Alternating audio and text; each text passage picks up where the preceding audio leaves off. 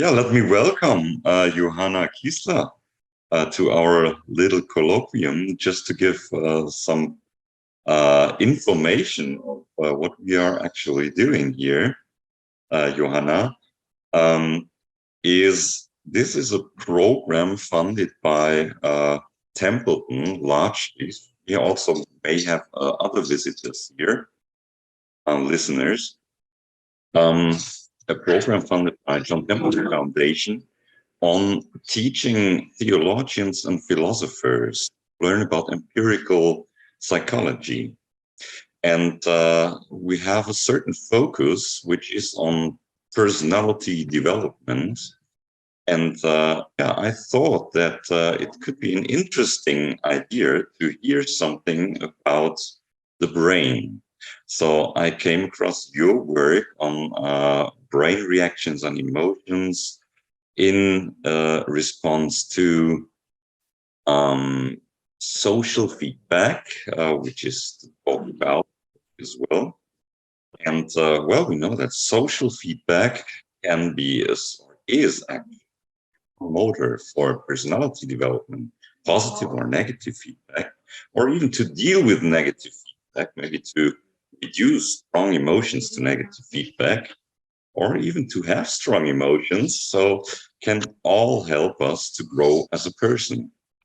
And not least that it's related to personality growth. It's a very, very actual modern topic because we use AI in basically all situations today, and it's growing, and we have Chat GPT and yeah, so I think it will be very exciting to hear something. So give me one more minute to very briefly introduce you as a scientific person. So yeah, Johanna Kissler is a professor of psychology at Bielefeld University. For those who are not from Germany, we have a very international program for professors of philosophy and theology from all around the world. Bielefeld is in northern Germany, and Professor works on social and affective neuroscience, clinical neuroscience, and neuropsychology, and has some special areas on emotion, language, and memory. And yeah, she is an associate editor of two renowned biological and neuroscientific journals, Biological and Neuroscience. She has almost 100 full-text articles in reviewed journals and more than 10 book chapters. So she is extremely visible in this area. And yeah, we are very happy to have you here and to listen to you talk. Yeah, which is on social feedback processing in the brain, depending on whether it is a person or a computer that gives the feedback, or let's say, could take it, because people just are informed that it's a computer. Or I find this highly interesting, and yeah, stage is yours. Thanks a lot. Hey, well, thank you for having me. Thank you for the nice introduction. Yeah, I thought, well, I'm not sure actually. Just sort of running up to this event, I had second thoughts about the topic, and thought maybe something broader would have been more appropriate. But in the end, maybe for the reasons that you already mentioned, what I have prepared might fit. We'll see how it goes. So I think can I share my screen? Oh yeah. Gina's here. Are there any difficulties? No. Okay, wonderful. Okay. It seems to work. So the title of my talk is Neural and Behavioral Correlates of Virtual Feedback Processing, indeed with a focus on neural, and I hope this won't be too overwhelming. And before I start with the virtual feedback processing and what this is all about, let me briefly show you what we do in our work. So what my group does is we work a lot with EEG, which is what you see here on the left-hand side, also fMRI, and actually also direct intracranial recordings from brains. And we look a lot at emotion attention interactions, which is something that you're already seeing in this left-hand panel, where you see this person with the EEG cap on, sort of looking at different types of stimuli. And what you see there is always that the red line differs from the blue line relatively early on in the processing stream. So from about 150, 200 milliseconds. So what you're seeing here is that the brain differentiates between emotionally significant and neutral. This is something that's true for all kinds of visual stimuli. It's also true for auditory stimuli, but we work a lot with visual stimuli, and therefore you're seeing visual stimuli here. And you can also look at the hemodynamic correlates of this, look at what lights up, and typically perceptual regions light up more when you show a person and their brain an emotionally significant stimulus compared to a less emotionally significant stimulus, and this has probably to do with their brains automatically attending to such stimuli. And this is sort of also the background of what I'll be talking about. Okay, so with that, within our emotion research, emotion attention, emotion memory, I personally also have a certain focus on emotion language. So I did many studies on how emotionally connoted, emotionally significant words are processed in the brain under various circumstances, and this is certainly also relevant given the way the media works. And here's an example. That is what our major tabloid had to say when a truck ran into a Christmas market a couple of years ago. Now even that's already 7 years ago. Who would have thought, or 6 at least. Okay, so emotional language is an important means of communication. And of course, when in the lab we present words, then that's of course often devoid of context. So it's we say, okay, a word is about communication, but then there's no context there, and communication typically entails contexts, and that will also and sometimes in the virtual age, or in the modern digital age, you don't even perceive the context. You have to infer it. Okay, but before I get to the inferred context, let me introduce to you a little more 2 building blocks of what I will be talking about, namely brain responses in response to emotion and attention, that will introduce you to sort of a typical paradigm that we use a lot, how we design very simple experiments, and how emotion and attention share certain features as we measure brain responses. So this would be a very simple experiment where you get to read words, and your task is in different runs, so in different blocks that repeat themselves to count positive, negative, and neutral words. So there you have emotional significance as one dimension, but then also attentional, task-driven significance.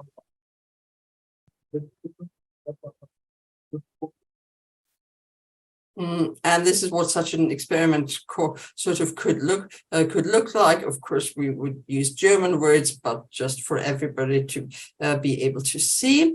And we collect brain responses while we're doing this, and these can be aggregated to something that is called an event-related potential. So if, the event would be the word, and then we can measure how the event-related potential differs between words depending on their content and also depending on the tasks. So on top you see that the brain somehow responds differently. Here, this is a so-called early posterior negativity. It's got a negative polarity for reasons that I won't go into, but you can see that the amplitudes differ, both for negative and positive compared to neutral. And in a very similar time window, amplitudes also differ depending on whether you view a word passively, just look at it, or whether you actually count it as a target. And the brain responses that you get there are very similar. You can map them in blue over the back of your head. Okay, so that sort of establishes that emotion and attention have parallel functions, and in parallel amplify responses in the visual cortex, which is something that you're seeing here. I don't know if can you see my cursor as I move it? Yes.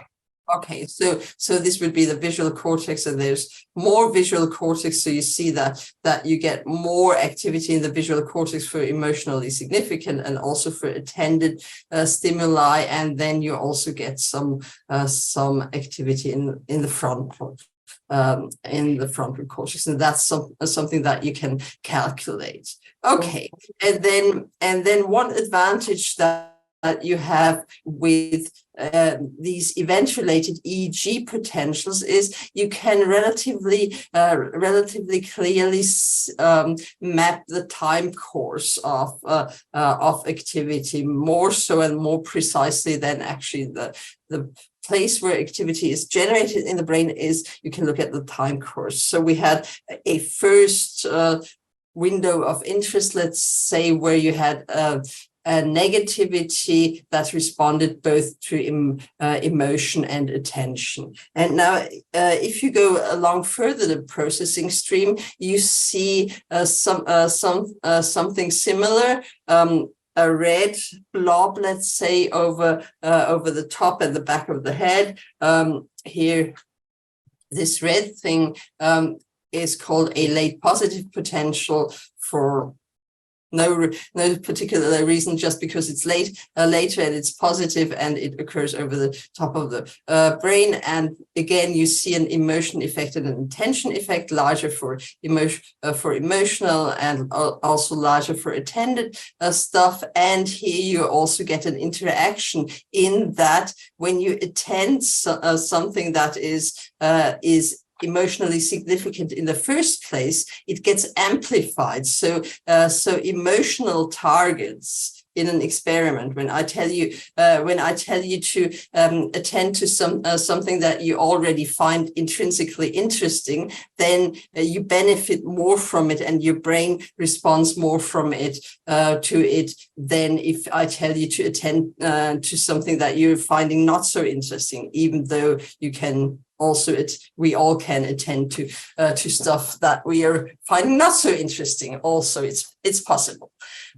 Okay, so this is sort of the intro. The brain is sensitive to emotion. It's also sensitive to attention. There is an initial processing stage where the two work in parallel, and this is called the early posterior negativity. And then there's also a later processing stage where the two interact typically, and that's something that we call the late positive potential. And these are basically the two building blocks that we'll be working with. And this is something that we've been looking at a lot in word processing, but we can also do very similar things with pictures or faces. Okay, so this basically introduces the concept of emotionally motivated attention. So what we're finding is that in vision, there are at least two, actually more, but two that we'll focus on right now, indices of both emotion and attention in vision, namely the early posterior negativity and the late positive potential. And because they respond in parallel to volitional feature-based attention and also to emotionally intrinsically motivated attention, we're sort of using this concept of, or some people have coined the term emotionally motivated attention. Okay, and there's a common neural response seen as enhanced activity in the visual cortex, and there's also some stronger frontal involvement for volitional attention. Why that is, we could talk about later if somebody's interested. Okay. Now, our starting point is, so to speak, people are interested in emotional stimuli. And for instance, very evocative emotional stimuli that work very well for human onlookers tend to be about sex, crimes, and about sex and crimes. And this is why the media works the way they do.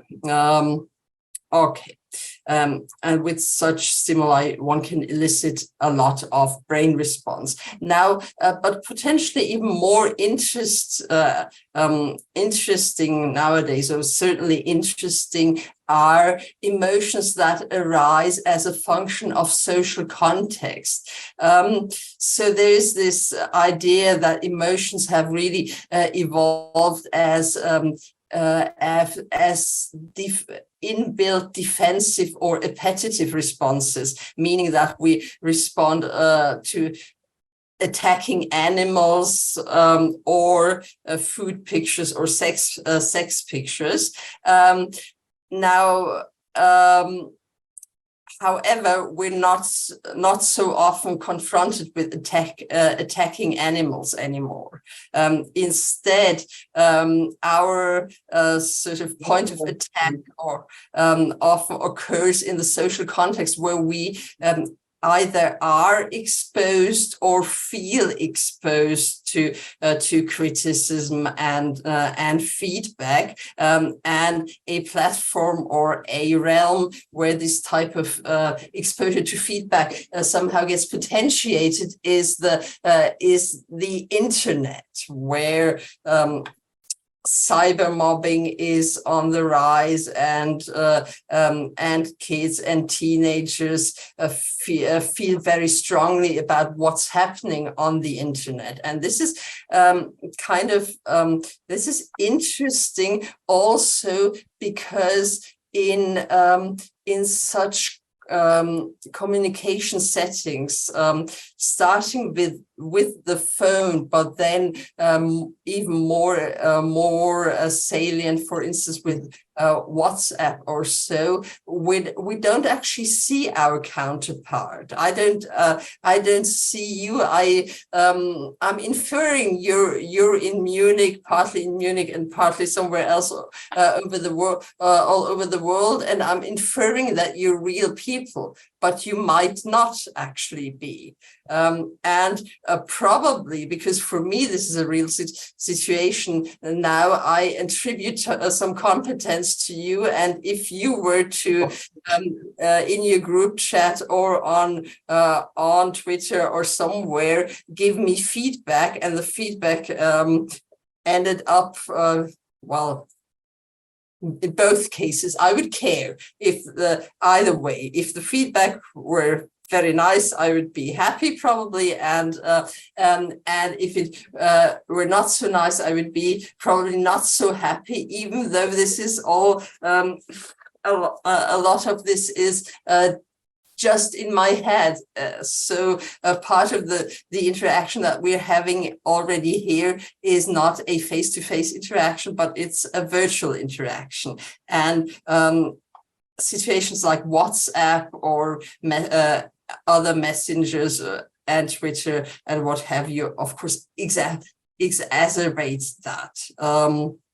And we can take that as a point of departure to look at how really minimal social context or how minimal changes in what people think about what an experiment entails and what it means to them change brain responses. So essentially what I'll be presenting to you from now on will be manipulations of simple word reading experiments where we tell people, okay, these words are not just random words like in any old general psychology experiment, they are about you. This is feedback for you.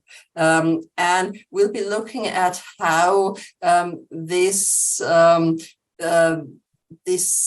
information, this is feedback for you, and also alterations in who is supposedly giving you this feedback changes your brain responses and tunes your brain responses. And this is just a simple communication model to illustrate the point here that really if words were about communication, then there should be a sender. And indeed humans have this ability and this tendency to attribute and always see meaning in things that sometimes don't even have meaning. And certainly we attribute senders or messages we think are made for us, and we attribute certain competencies to people. Okay, and this is sort of the general gist and idea behind a set of experiments where we'll be looking at how the thought of supposedly interacting with a human changes our brain responses versus we're interacting with a machine that just churns out words. We could interact with some human or a socially intelligent machine. Is that somehow credible? People come in different flavors and with different competencies. So that's also something that we can look at.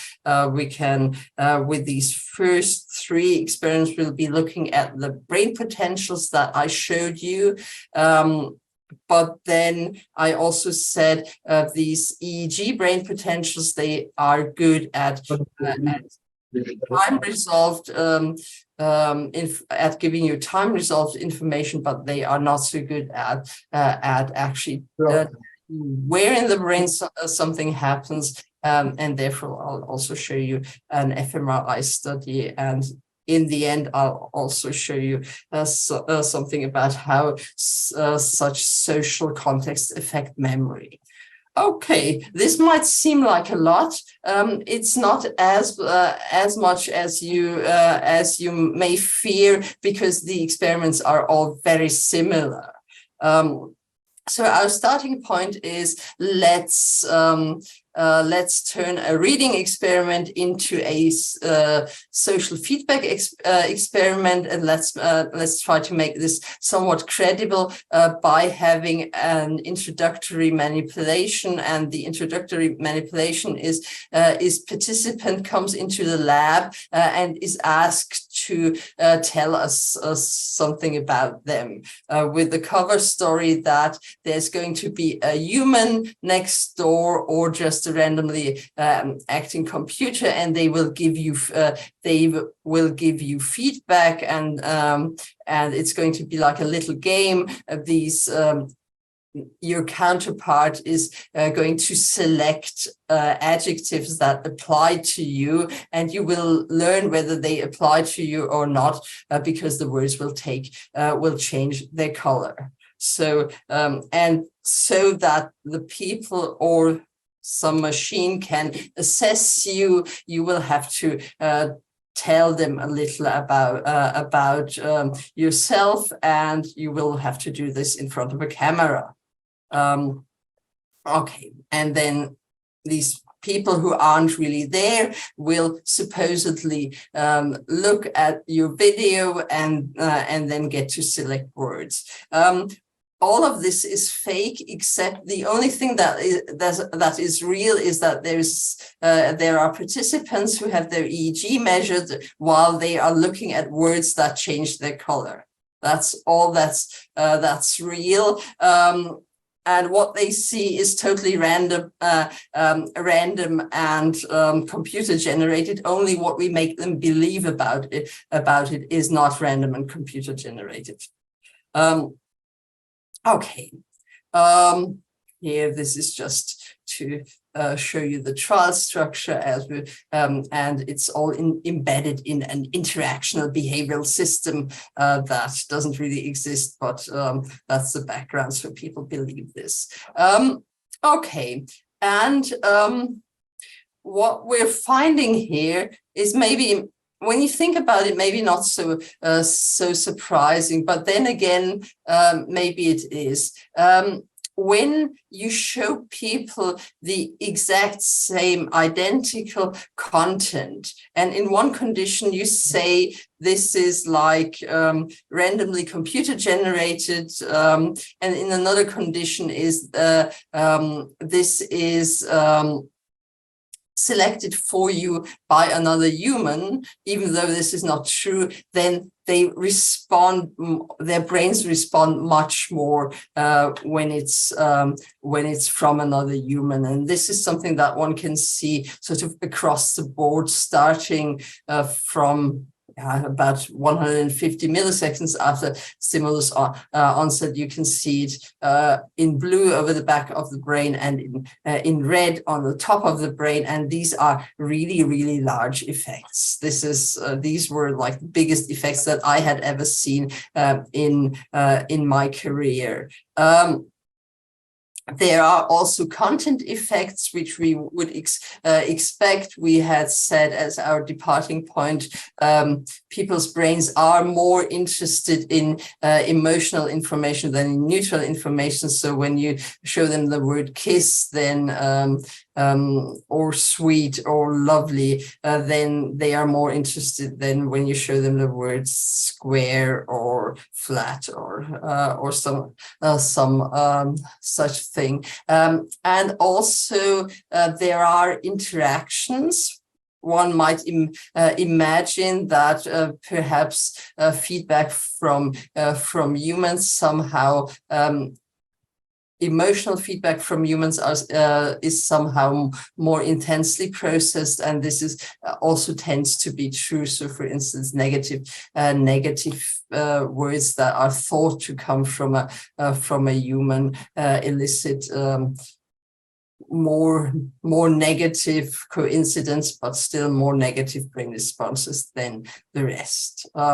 We can again try to estimate where this is coming from, and a lot of it is tuning of the visual cortex.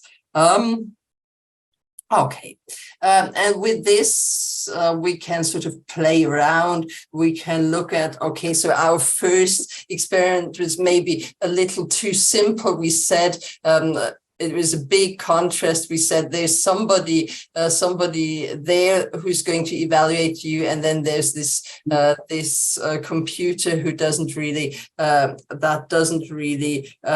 anything at all. And when we did that, we found really from early on really big effects, and also sort of a sensitivity to negative human feedback. But what if we make the machine appear a little more intelligent?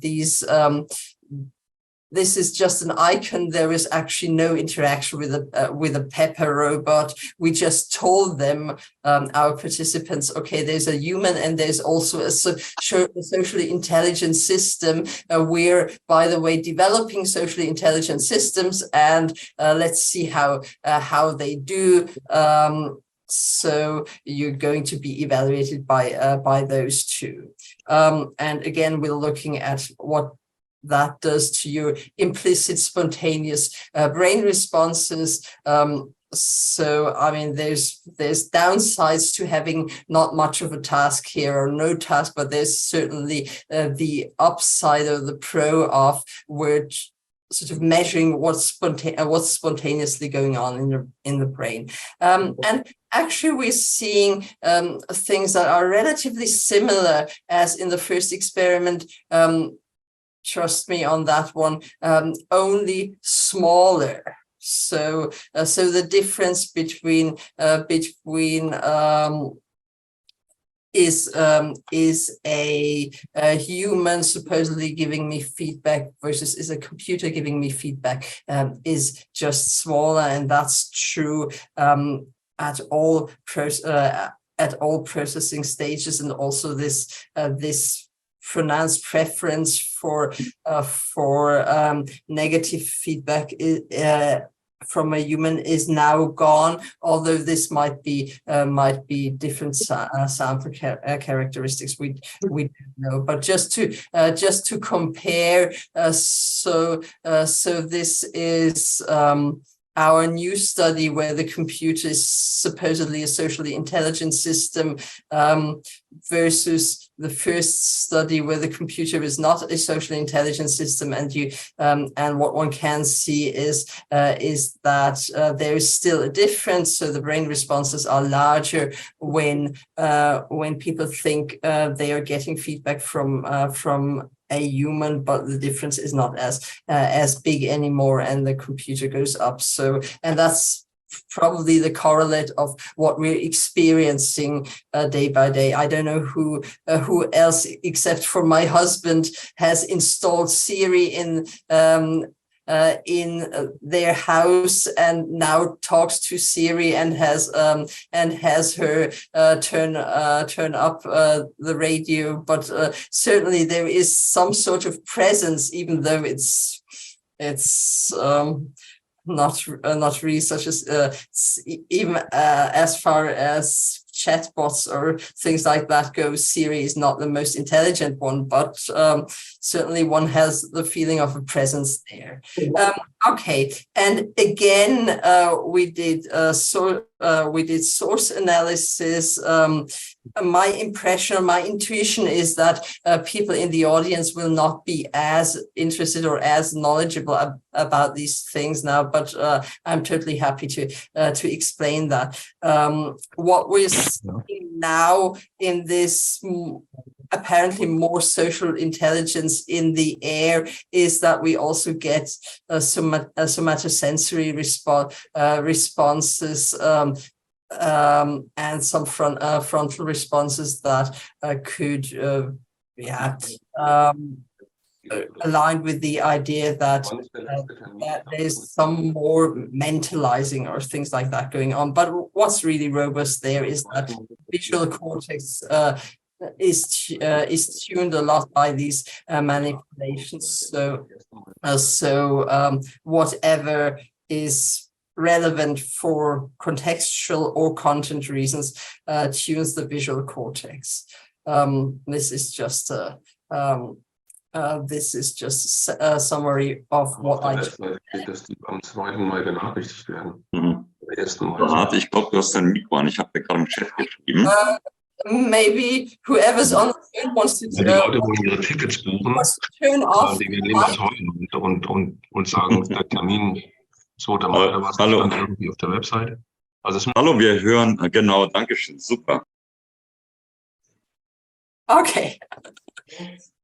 Okay, so this was the second of these studies, and a third one that that might be potentially even more interesting or captivating of imagination is when you tell people, okay, there's a psychotherapist, there's another human, a fellow student giving you feedback, or there's a computer giving you feedback. And what you essentially get, I mean, guess who people will pay more attention to when they are giving you feedback, even though this is all made up. And by the way, sort of this, I guess this ability to attribute something to entities that aren't there. If you're into philosophy and religion, then that will probably resonate with you, and therefore you will not be so surprised to learn that that there is sort of a parametric tuning of brain responses in that that early brain responses respond more when there's supposedly an expert, a psychotherapist, giving you personality feedback about who or what you are, even though the feedback are just random words. So you see yourself in these words. Layperson is next, and computer is least interesting to your brain. And this again is sort of seen across the board, only with the difference that really early responses are differentiate most between these imagined senders, whereas later responses differentiate only between, is this a person or is this a computer? And brains still do care about contents also, but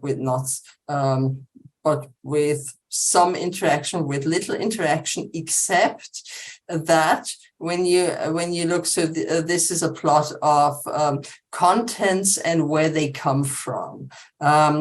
Positive, neutral, negative contents, and they come from a psychotherapist, a lay person, or a computer.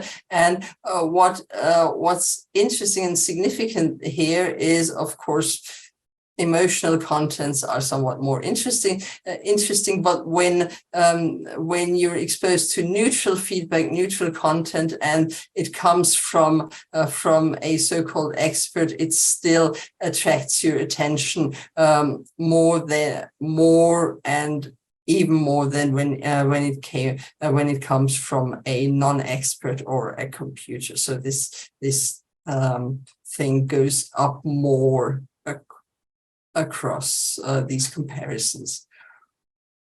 Okay, so even neutral expert feedback is important. Here again, we can do source analysis, and this is as far as such experimental situations go a little more complex situation, which is also reflected in what lights up in the brain. So in addition to what we already know, namely the visual cortex lighting up when things become interesting, we now see that the somatosensory cortex lights up, which is a brain area that's somehow transmits feeling. Also the motor cortex that supposedly prepares you for responses. So that can be turned into a story when you talk about sort of mirroring inputs or action preparation in response to certain inputs. And because we wanted to learn a little more or know a little more about what actually in the brain drives these responses, that we tentatively mapped via EEG source analysis, but as I said before, EEG source analysis is not so super exact, and it will always map a lot in the visual cortex.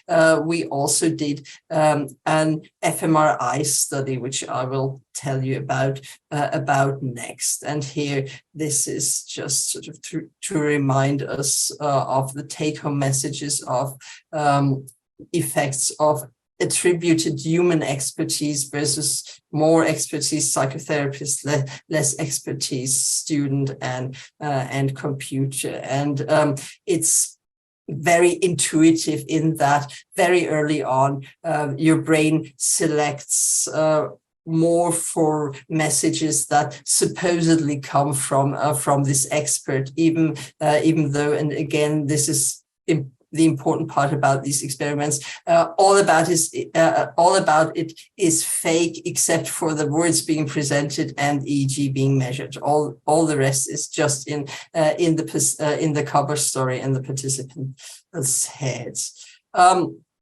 Okay, and so the fantastic PhD student who did most of these experiments also did an fMRI study where we can go more deeply into the brain and see what lights up and where it lights up. This is just sort of the simplest contrast there. You're interacting with a human who's giving you feedback versus a computer is churning out feedback for you, and we're not sure what it means. Story, and we're looking at what lights up in the brain, and that's actually relatively interesting. It's quite different from what we would have guessed from the EEG source analysis, which can also have all kinds of methodological reasons, just because the parameters for these experiments have to be quite different. But what you're seeing here really is what people would call the mentalizing network. Lighting up for people are interacting, think that they are interacting with the human feedback givers, senders, versus they are interacting with computers. So that is very interesting. And if you look at studies that do theory of mind experiments, they will show very similar activations for much more complicated experiments. Of course, this is what I'm doing here now is something that is called reverse inference. So I'm reverse interpreting brain activations to mean to infer psychological processes, and this comes with its own pitfalls and dangers.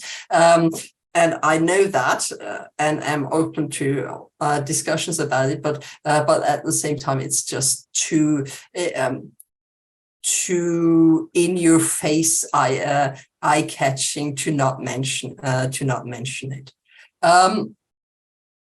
Okay, and this is on average identical stimuli. How they are differently processed depending on what people think that the source is.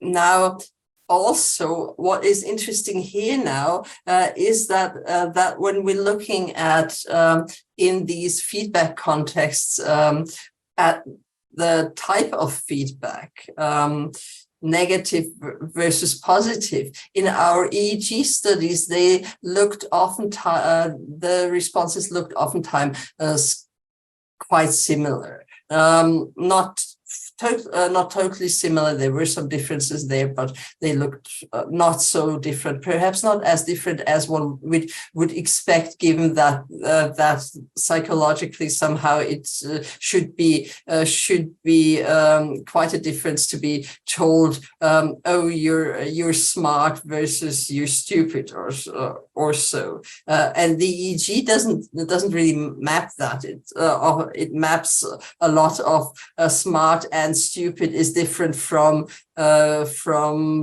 being I don't know, diligent or square or some such thing. Now, when you look at the fMRI, you really see that brain regions that are associated with a dopamine release, such as the accumbens and the chordates, light up, and that's something that this whole system is called the reward system, and you also see it light up when people perform tasks where they can earn money in their tasks. So that's quite interesting, and so you really see here the rewarding aspects of being verbally rewarded by a virtual counterpart. And we can also see, so there's this idea that that we all embody feedback, so our bodies respond to it, and we're not really seeing the body, but we're seeing brain regions that govern the body, and one would be the dopamine releasing regions, and another region that is said to have such a function is the anterior insula, that is said to encode punishing values. So it's supposed to mediate really a physical pain, and you probably have heard about that there is brain regions that mediate pain, and the insula is which you're seeing here is one of those regions, or a very prominent region in that regard. Okay. So this is already most of what I had prepared and what I wanted to tell you about. So there were these EEG responses, early stage, later stage, when there is human expertise, so-called supposed human expertise, then you get more rapid, faster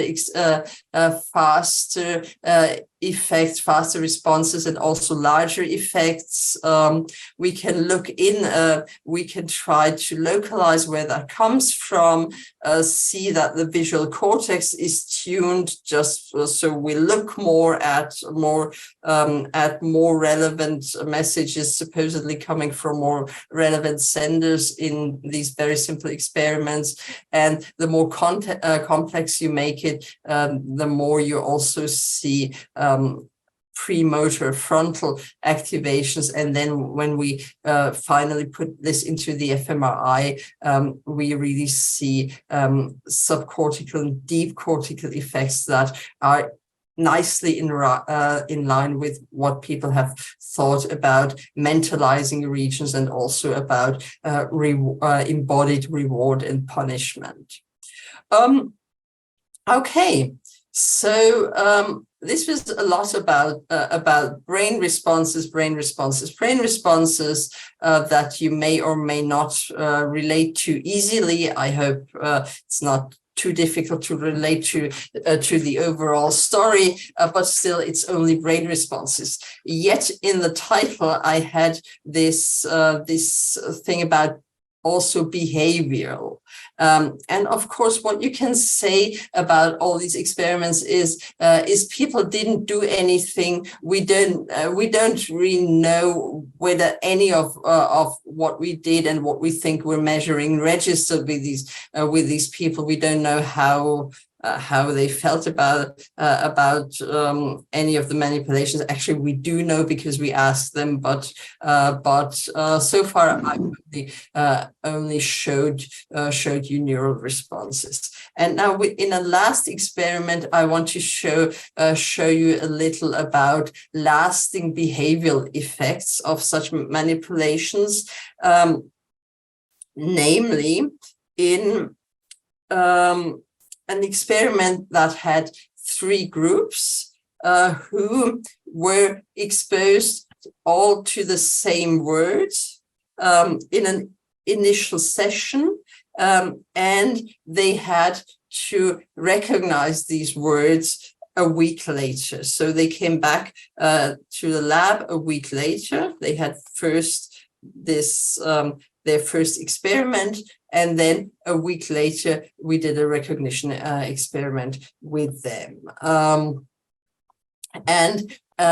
When they first encountered the words, they again underwent EEG. And there were 3 groups. One of them is a social feedback group. This is just what we've already seen. The whole tell us about yourself, and we'll tell you who you are. Now we'll give you some feedback, and now you will actually be allowed to respond whether you agree with the feedback or not. Never mind. And then a week later, you'll come back to do unrelated tests. Only the unrelated test is going to be a recognition memory experiment on the initial words. In a second group, we'll have a group who comes into the lab and is told, okay, you're going to see words, try and remember them, because a week later, we're going to test you on these words. So this group knew that they were going to be tested. This group did not. And then there is a third group who is also exposed to the words, who performed decisions on the words, self-reference and concreteness judgments, just to have them also button press, just like the first group, because learning doesn't entail button pressing, and agreeing on feedback does. And this third group also had a recognition test 1 week later, and this was unexpected. Okay, so this looks complicated, but in the end, I hope it's not so complicated. So 3 groups, 1 group, the same as up until now, they have this feedback thing, and then 1 week later, they do the recognition test, and then two other groups, one of whom knows that there's going to be a recognition test and has to learn that, and then the third group just does a word processing experiment. Okay, now let's see what happens. And guess, you can bet or guess who remembers what the best. You can try for yourself and bet on verbal learning working best for word recognition, or maybe not. This is the trial structure. In case you're interested, you can get back to this. Okay, so number 1, this is something that works only for the feedback group, and was newly introduced now, and it's kind of interesting, although it's not super related to the gist of the experiment. So when we look at in the social feedback group, how did participants respond to the feedback that they got? What did they think, or what did they, by button press, indicate as applying to themselves? Mostly positive. Positive traits, positive adjectives, of course, apply to all of us. That's I think that's one of the big things that psychology really teaches you, and I think also personality psychology. I don't know if you talk about this in this group. People have a need to feel good about themselves. that's important for psychological health, and it's of course also a big obstacle to behavior modification. And this is also shown in this experiment. But then let's look at long-term recognition memory 1 week later. By the standards of psychology of memory, 1 week later really is long-term recognition, because most recognition memory experiments work within half an hour or so. So 1 week later is really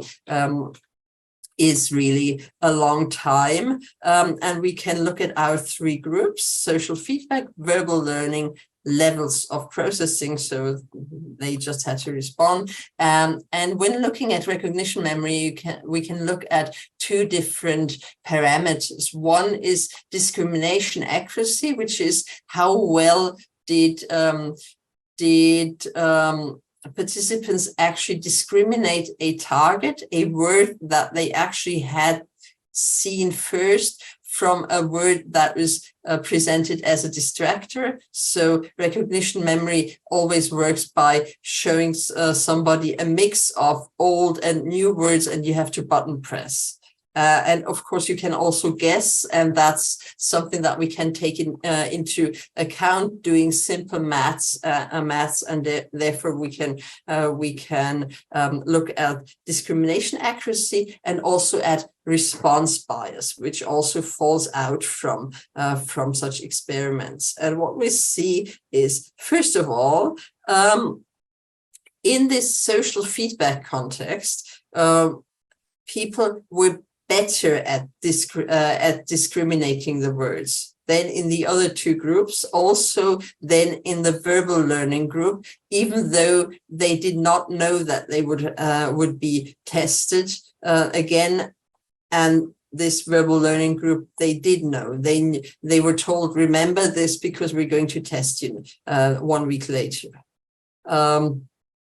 Okay, and to guard against guessing this or against guessing the gist of the experiment, this 3rd group also came into the lab and also was asked back under pretext, and they didn't go weren't up there, but they were pretty low. Okay, so people remembered the words generally better when they were presented in a social context.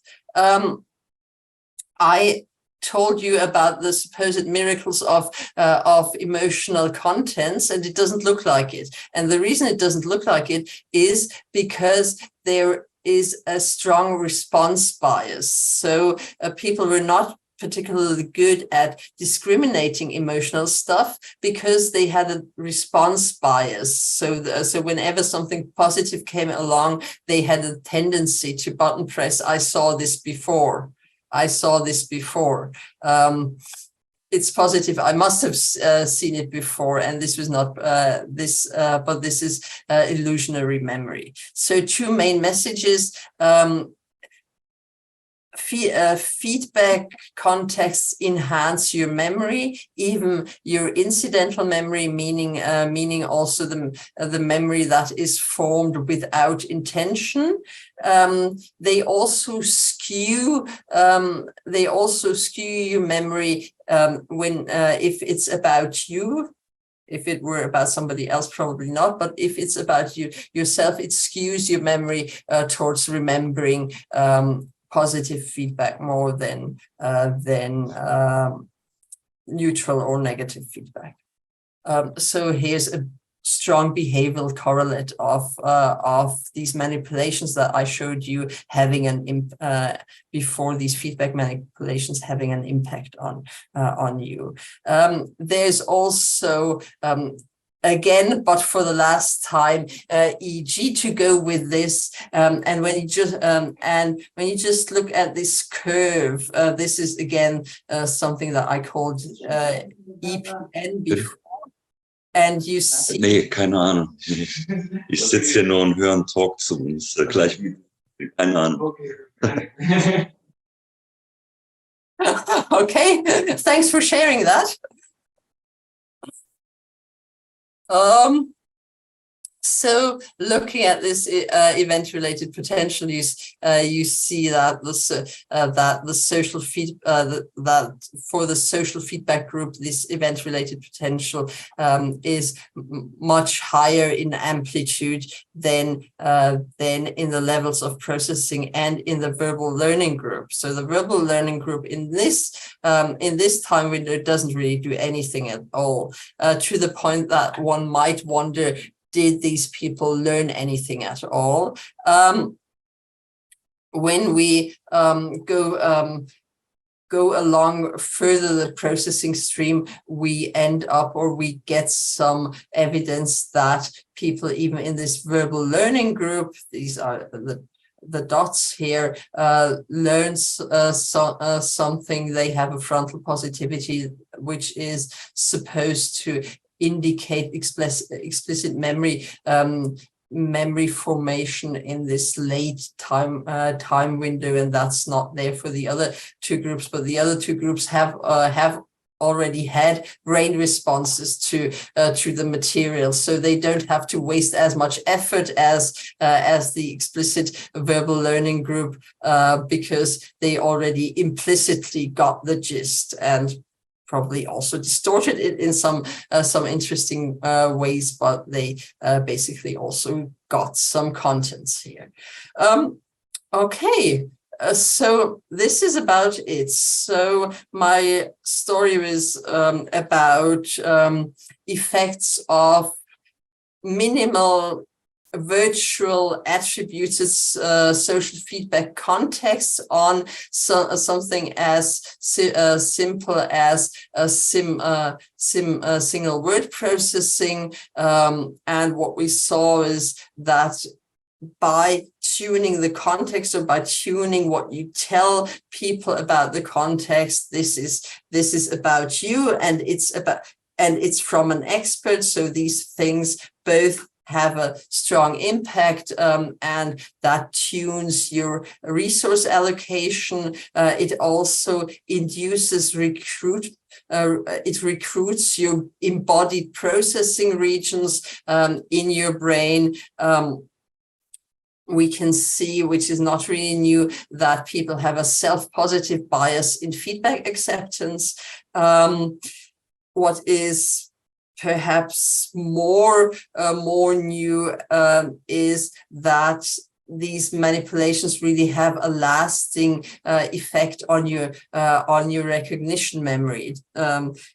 Both are genuinely positive effect in bringing up recognition memory, but also a distorting effect in skewing your memory in a self-serving manner. Yeah, and with this, I would like to, I also tried to put this into a little model about how we represent a social situation, where, of course, we take into account who is talking to us, where they come from, what personality they are, what their intention is. Essentially, we had an intentional manipulation here. Also, it's about you versus it's random. Many things that one could further vary, such as social relationship, or the affective state, and that, of course, impacts you. Impacts the recipient. Not everybody will respond in the same way, although we see relatively high consistency in the experiments that we had. But of course, it will be interesting, and we're doing that to look at people who have a negatively distorted self view, or who are depressed, and so that can. And also we can look and should look more at also peripheral physiology, and not just the brain, because brain is important. We're nothing without without the brain, but we're not just the brain, not even in psychophysiology.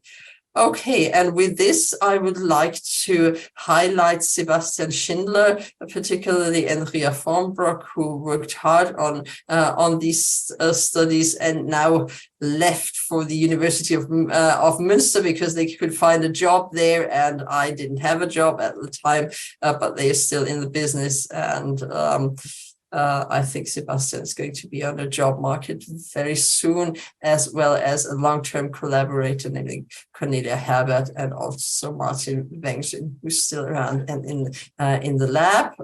I would like to acknowledge the Deutsche Forschungsgemeinschaft as well as the Heidelberger Akademie der Wissenschaften for supporting this research, and I would like to thank you for your attention. Thank you so much, Johanna, for giving us such a great insight into what's going on in social feedback processing and emotions in the brain. Yeah, I think the philosophers and theologians among us got a very good impression about how empirical psychology, or even neural data work, what conditions, what aspects of an experimental condition needs to be controlled to have a ceteris paribus, all same condition, and things like this. Yeah, absolutely great. I suggest, well, we have a nice couple of questions, which is great. I suggest that we divide the discussion into two parts, and starting with questions that relate directly to aspects of the talk, and a later discussion or append the discussion about a more broad context of the ethics, philosophy of. So yeah, Ruben is, I think Ruben was first. Is it directly related to the talk? It's directly related. Okay, to the talk. Great. And maybe this is just a detail, but what exactly is a social intelligence system? You mentioned it in the description of an experiment. It's something that we made up, but also something that that actually exists. So in this case, for the experiment, we just made it up. But what is true is that there are AI systems that try to within an area that is called effective computing, or emotional AI, or such things that these systems try to empathize with the user and to be socially sensitive and know what they are. What the user feels, and so we sort of, and that's the real part of it. Like even Siri makes you believe that she understands you, even though it's not even a she. So that's the reality behind it. And we just told people, okay, we're developing a system that is personality sensitive and that can judge people. Okay. Okay, thank you. Aku. Thank you. Can you hear me now? Yeah. Yes. Very good. Thank you for a great talk. I found this extremely interesting. So I have many questions, but let me just pose one.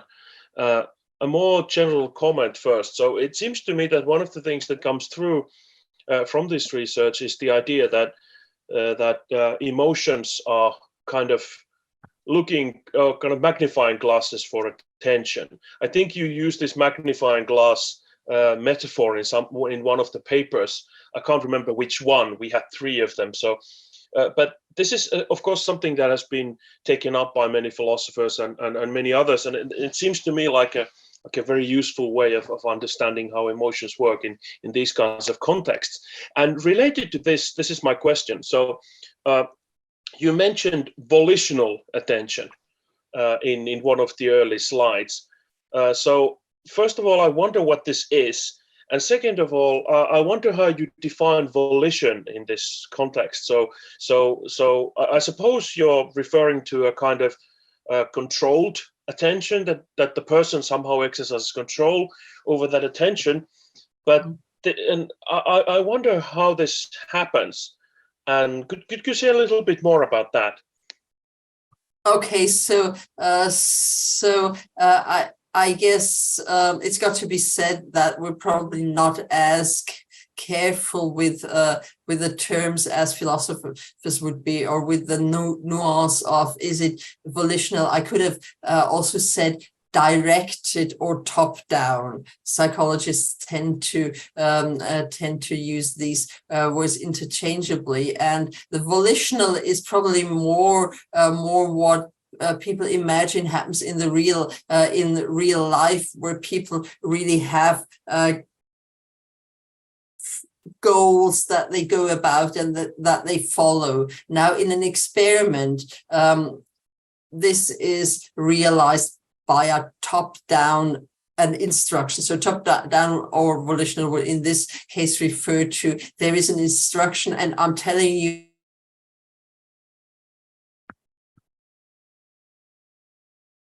to verify, I will measure whether you're pressing the button that I told you to press, or so. So I'm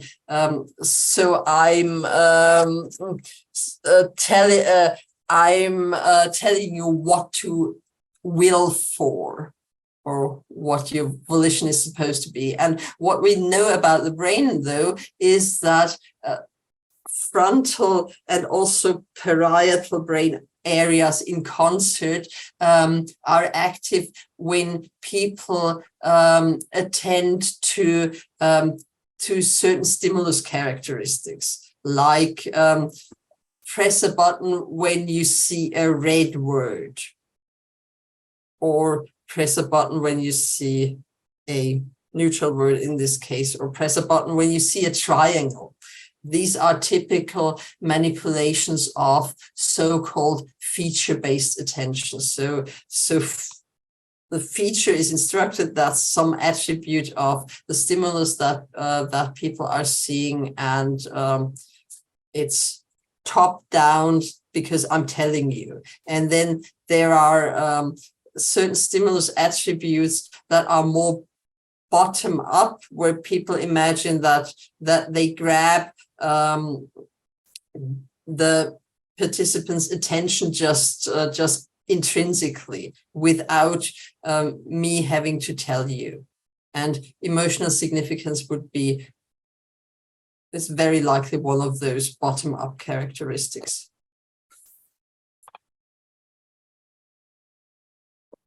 Okay, does this help with the question? Can we move on to Hans? Yes, thank you. Okay, Joachim, thanks for the answer, Hans. Yeah, thank you for your question. My question is also on this connection between emotional salience and attention. I was wondering if there's any data on like different kinds of emotions, because one would expect like emotions like fear or disgust like maybe reduce attention. Or maybe is that not the case? Like, is there any data on that? There is, yeah. So generally, or in a first pass, and within the first few hundred milliseconds that you have when you show somebody, for instance, of let's see, a photograph of an attacking dog, but also a photograph of, let's say, a soiled toilet or so. These pictures, there is picture databases that are sorted for all these things. Then the first thing that a brain will do, regardless of the specific content, is it'll attend, it'll look quickly, what is this? What is this? But then, and you're absolutely right. Then for negative stuff, you will activate the defense systems. You will somehow, your body will want to deal with that. And there is, of course, different ways of dealing. So, for instance, for disgusting stuff or for pictures that contain a lot of blood, the blood pressure of many people goes down. That's like a precursor to falling in to fainting. Only in the lab, people, luckily enough, usually don't faint. But there are things that invoke anxiety or fear would mobilize. So blood pressure goes up. So there are differences, but initially, within the first few hundred milliseconds, it's more about attending, regardless of what you show. And then, of course, there's got to be differences, and there are differences that have a lot to do with how your body configures itself to respond. Did that make sense? Yes, thank you.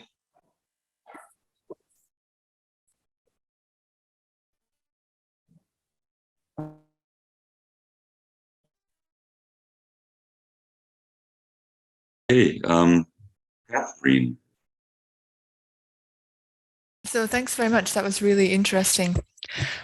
My question is about the different kinds of stimuli. So you mentioned that social stimuli are different from emotional stimuli, and you didn't kind of elaborate on that. But I just wonder if you could say a bit more from a neurological perspective what some of the differences are, or what more broadly, what kinds of differences you had in mind. Okay, I think this is probably this here, and I didn't mean to emphasize the difference per se. So I think this was probably more to guard myself against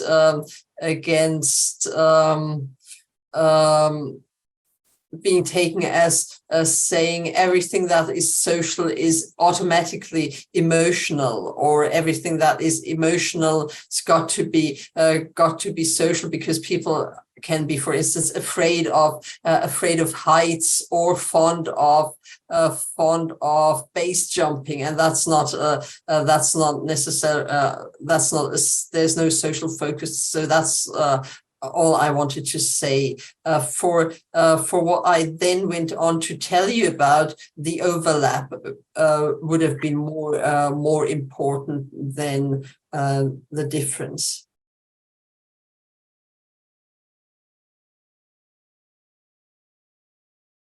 Does this answer your question? Catherine, your micro is off. It does, thank you. I have one more question, if that's all right, about the talk. And you're right, this is what it was.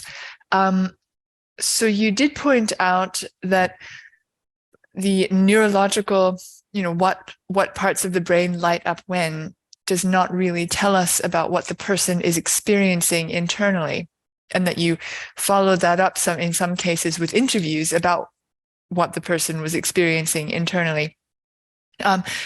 Could you say a bit more about that? I'm interested in situations where, for example, two people might characterize their internal experiences as different, even if they have the same neurological patterning. For example, maybe because they attribute different meaning to the experiences, or whatever. Can you just elaborate on that a bit, please? Mm-hmm. Yeah, I mean, that's complicated and fascinating at the same time. So, I mean, what people typically say when they talk about emotions is they say it's a multi-component phenomenon,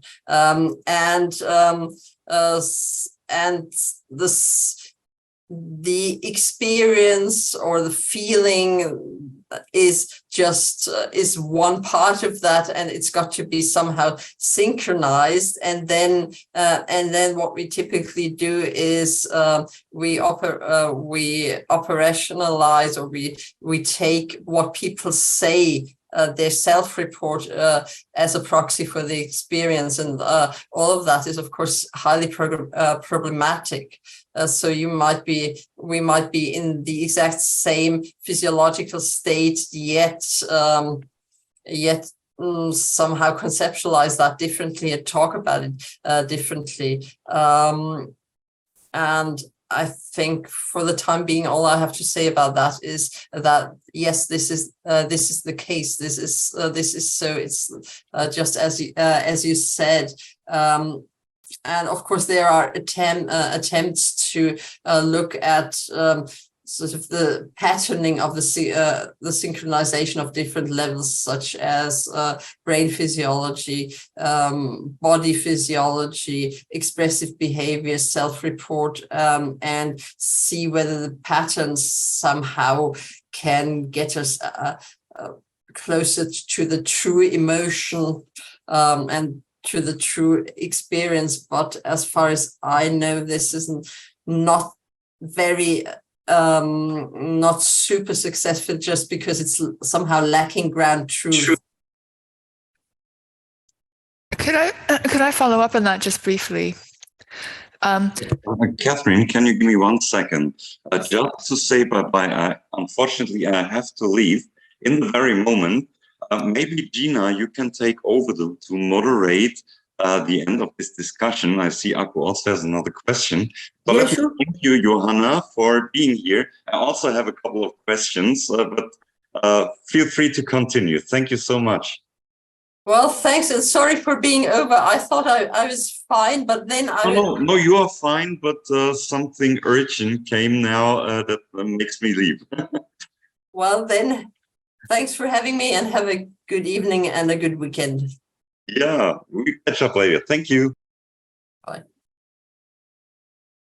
So is it okay if I follow up briefly on that, on your answer? So, there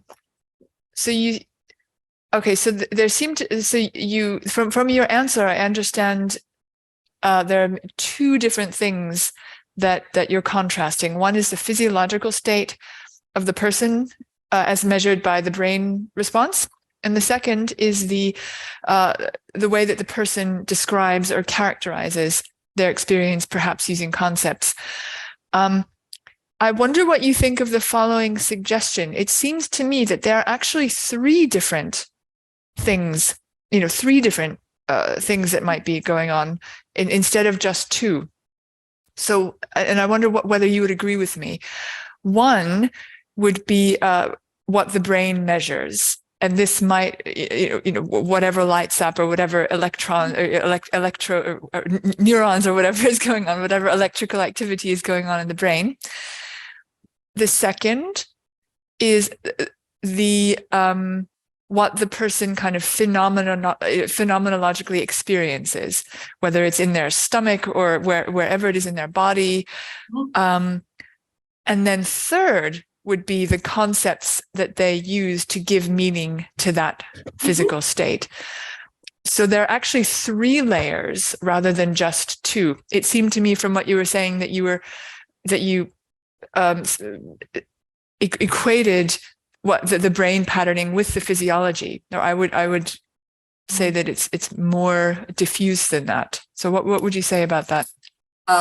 Excellent. I would agree, and I can tell you've just invented one of the sort of modern latest emotion theories. By, I don't know if you're aware of Lisa Feldman Barrett. That's exactly what she's saying. She says so what we're really doing, there is no such thing as emotion, and what we're doing is we're conceptualizing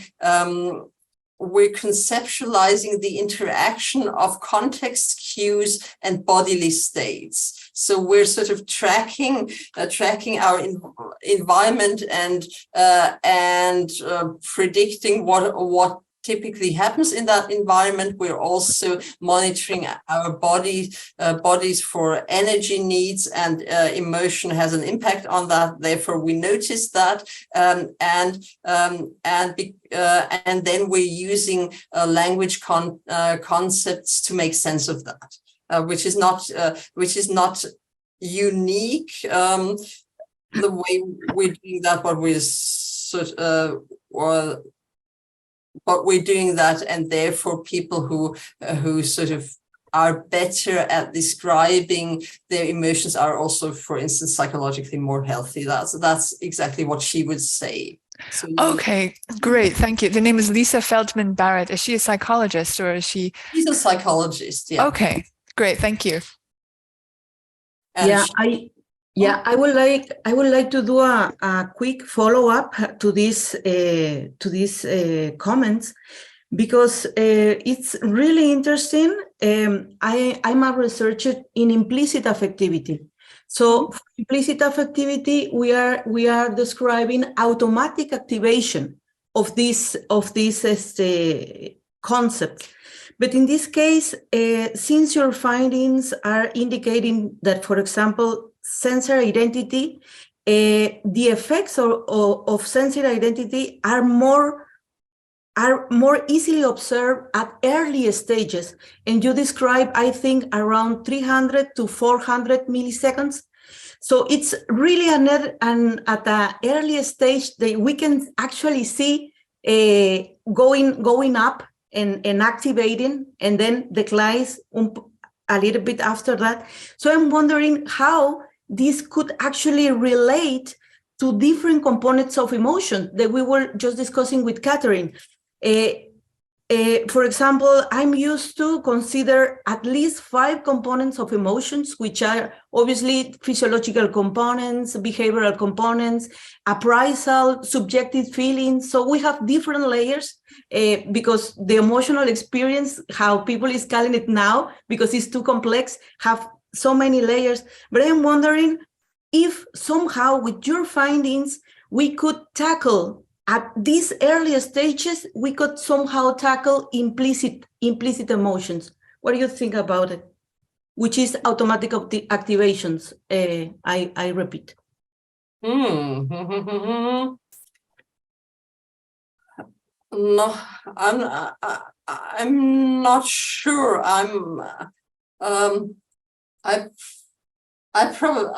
I probably doubt it.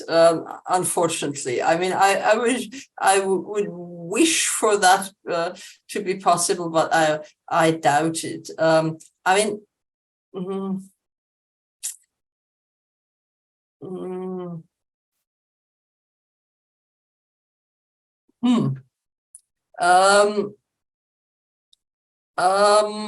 Maybe could you give me an example of what you would want to read out? Yeah, for example, it's for me really interesting. For example, we know about negativity bias, right? When we have a negative stimuli, it's more easy to find a physiological response, for example.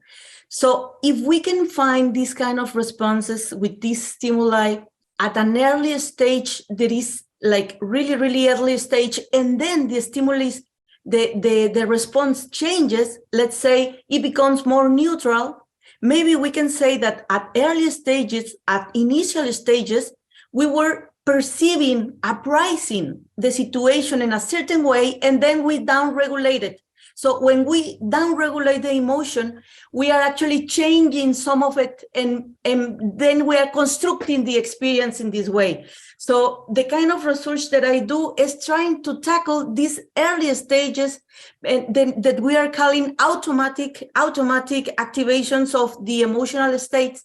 Okay. And we would like to have a clear reading of this kind of, if we can call it feelings, appraisals, we can call it like so many different ways, which is another issue, exactly what are they? But I was thinking, because of your experiment, I think this is interesting, that you are finding the effects at early stages. This is why I was asking it.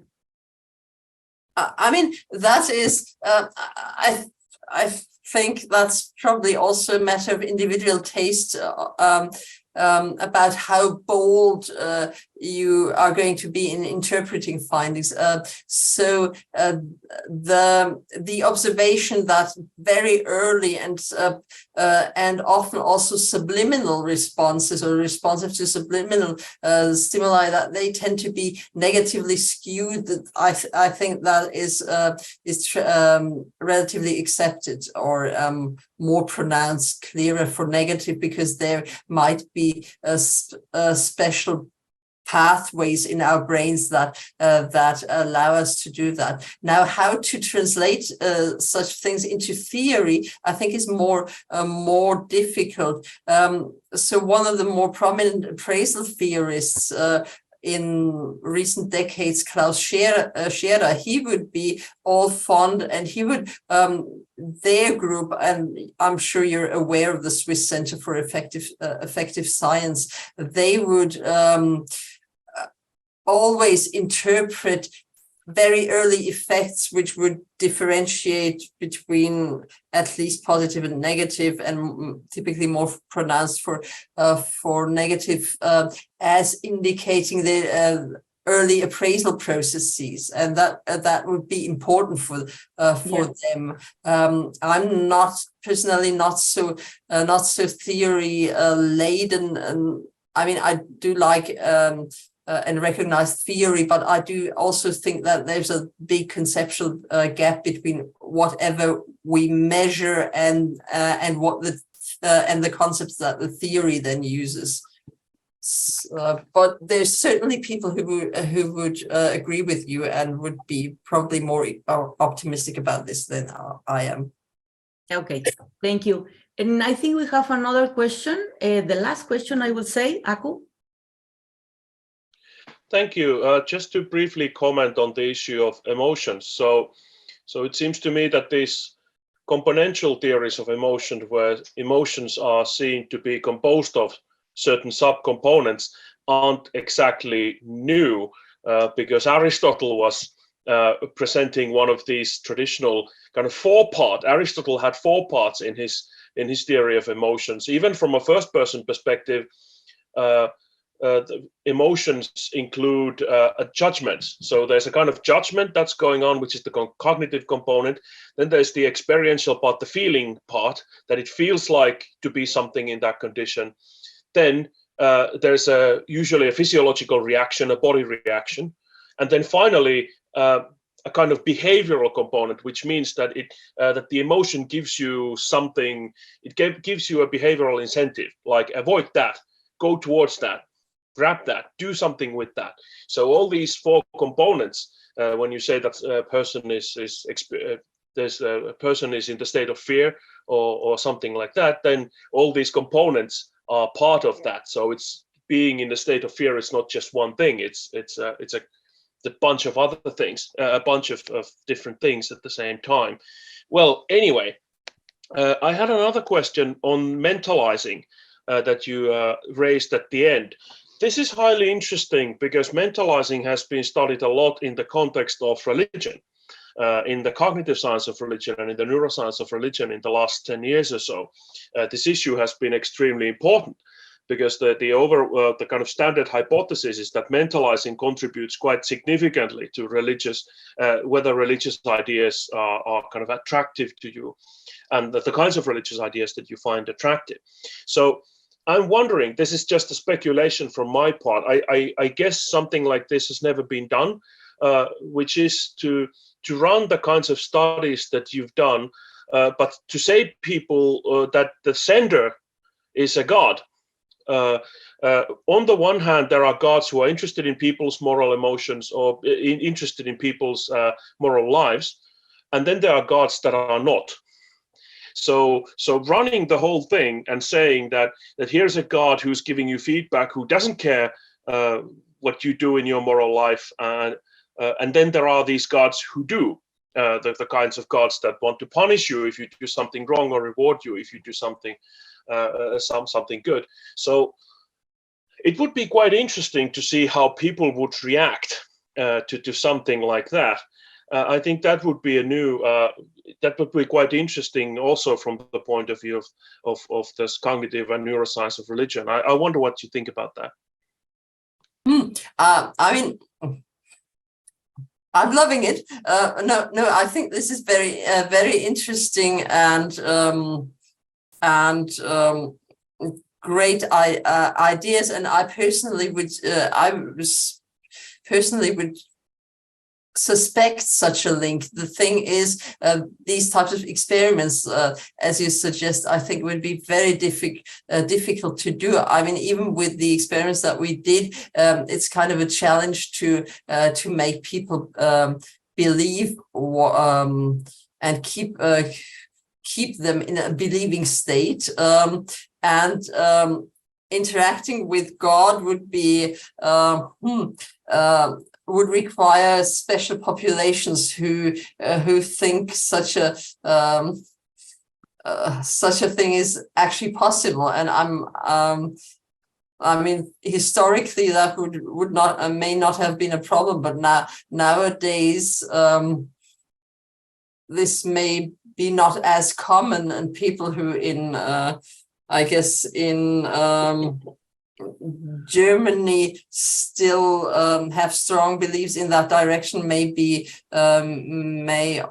also have other let's say not so common psychological features. Yeah, perhaps that could be done via proxy, priest or something like that. So the expert, instead of being a psychoanalyst, a psychotherapist, maybe a priest or something like, I don't know, but I'm just brainstorming here. Yeah, no, but I mean, sort of conceptually, that type of thing would come to mind. Yes. Yeah, this is actually one of the other comments that I have. Maybe these effects that you are showing us regarding social feedback, they don't relate directly to being from human, because of the human sender. I think it has more to do maybe with the status of the sender. And we already saw that with the psychologists. And I recently read a paper that they try to deceive people, telling them that they have an advanced AI.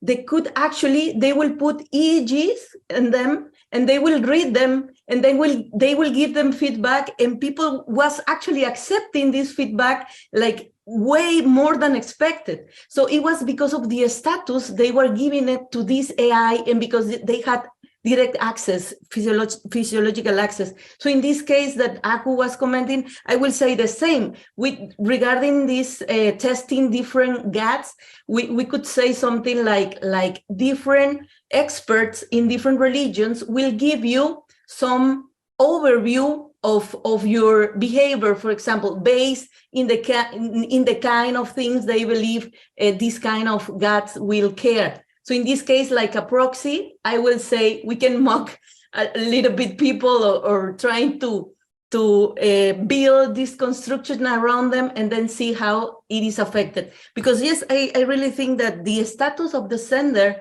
even more than just being human sender, is really, really important in the effects that we are seeing today. Mm-hmm. Yeah, I mean, I agree. One can have all kinds of hypotheses of what plays a role here, and what kinds of attributions play a role here, and how they tune what. And the way we did this is like sort of a first bunch of studies. There are still many things confounded, so we cannot say, is it a status attribution, is it a knowledge attribution? I mean, in some sense, one would hypothetically take advice from a machine, but maybe be not ashamed in front of a machine, and just not that we varied shame, but just to give you an example that there may be that there may be many factors, yeah, that we don't even know. Yeah, definitely. Well, it was really, really interesting talk. Thank you very much for being here with us. And if we don't have any other question, I think we can say goodbye for today. Thank you very much.